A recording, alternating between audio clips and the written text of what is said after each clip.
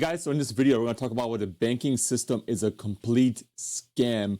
You would think in 2024, some of the top financial institutions, JP Morgan's, the Bank of America, the TD Bank, the banks that you are putting your money, depositing your money into, your hard-earned money into, have the best interest for you guys, right? And they're being overlooked by the Federal Reserve, which is being overlooked by the SEC and other organizations. You would think your money is safe inside the institutions.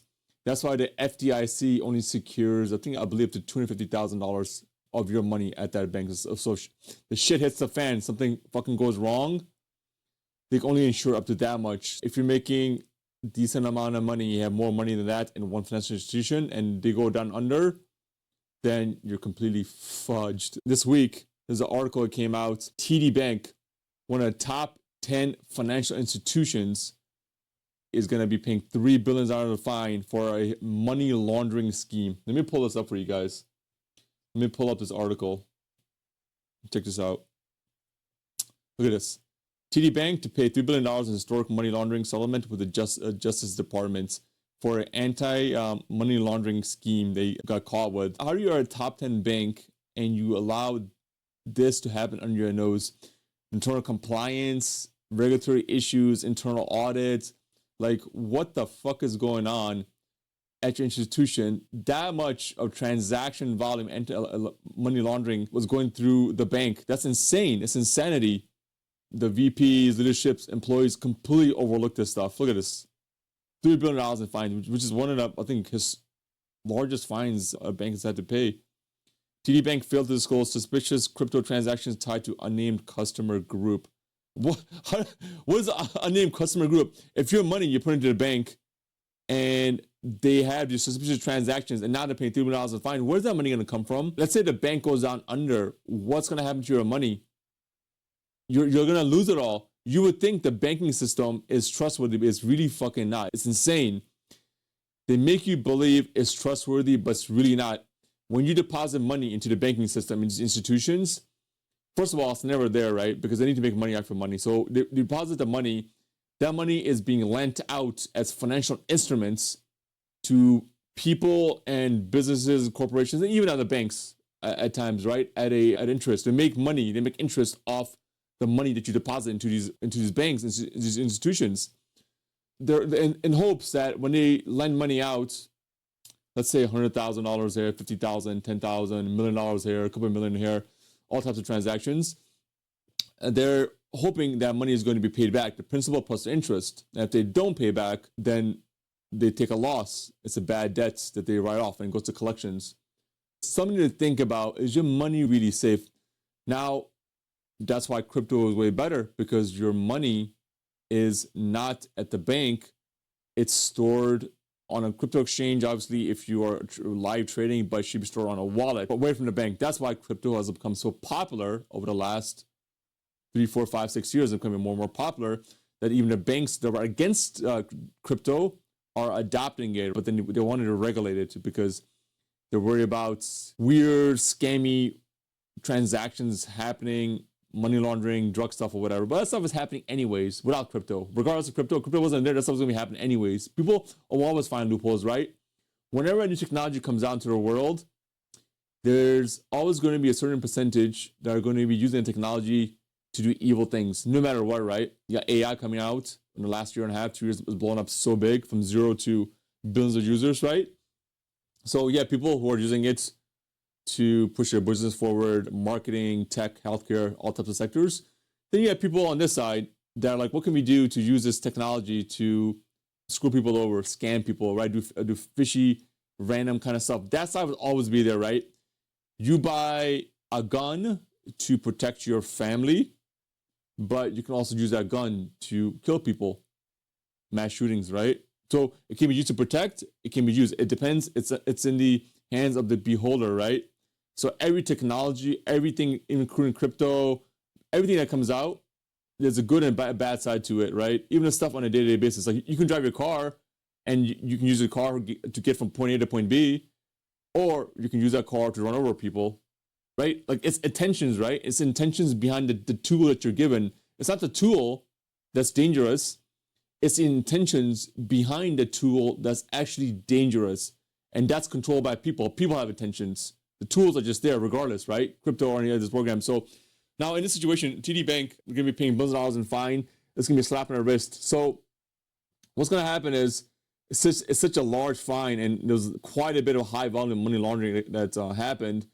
They're going to get slapped with a fine. But the USA cannot let TD Bank go down because it would cause a lot of distress by the consumer populace into the banking institutions and the system, right? Because where your money is being held. If you lose trust in the banking system and the institutions, what's going to happen? You're going to start withdrawing money out. And the banks, which are for profit, are going to lose out a lot of money. They can't have that happen. The USA would fall apart. Like JP Morgan Chase, which is one of the largest banks in the world. I have to see largest bank.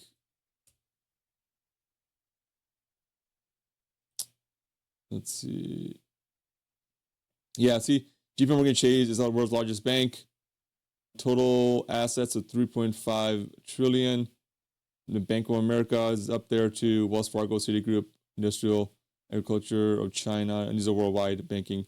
Yeah, I think in the USA particularly, TD Bank would be up there, large bank in the USA.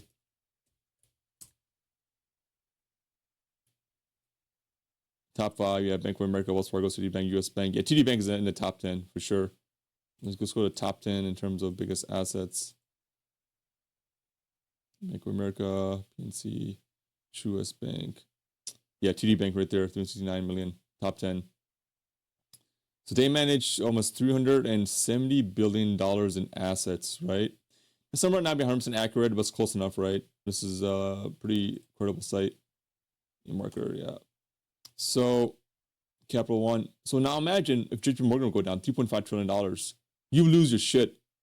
Your money is being deposited. But the US and the Congress will slap them with a fine to show consumers, hey, we're actually regulating these banks. We'll fine them and slap them on the wrist and tell them, hey, what you're doing is not okay, that you messed up, fucked up on not properly having the proper checks and balances into regulating the transactions that are going into your institution. That's why you have audits. How do you have internal audits and external audits and you're not picking transactions up like this? Somebody obviously was like just being lazy. To not catch something at that of a big scale, it shows how many issues and how many cracks there are inside the banking system. And that's why crypto is so huge and why crypto is the future. Everything around you is a lot of businesses, including the banking system, and they're not in it to help you out and to keep your money safe. So don't trust the banks that you think were there to help you and store your money, because they're actually not that trustworthy as you think, guys. So crypto is for sure the way to go. Of course, there's bullshit and scams happening just like everything in life, even in banking, even fiat, there's scams happening, right? So crypto is one of the best stores of money that you can have. Several months ago, you guys, actually this is like maybe a year ago, Silicon Valley Bank. You probably saw this. Silicon Valley Bank fines. Let's see. So it charged $285 million in fees. So these guys already almost went out of business.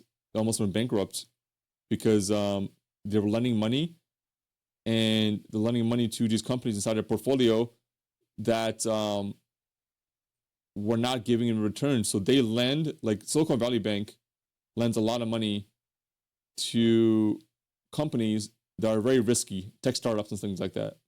If you have a lot of tech startups in the crypto space, right? NFTs, crypto NFT was a big bubble a couple of years ago. And then the market value of that, those cryptos goes down. What happens? They have loans that they're lending out to these startups, and they're crypto backed. And if the value of the crypto, like the market collapses, right? Bitcoin goes from 60,000, 65,000 down to 30,000. What happens? Those companies that use crypto as the basis of value of that company, what's going to happen? They're not going to pay back the loan to Silicon Valley Bank. You know?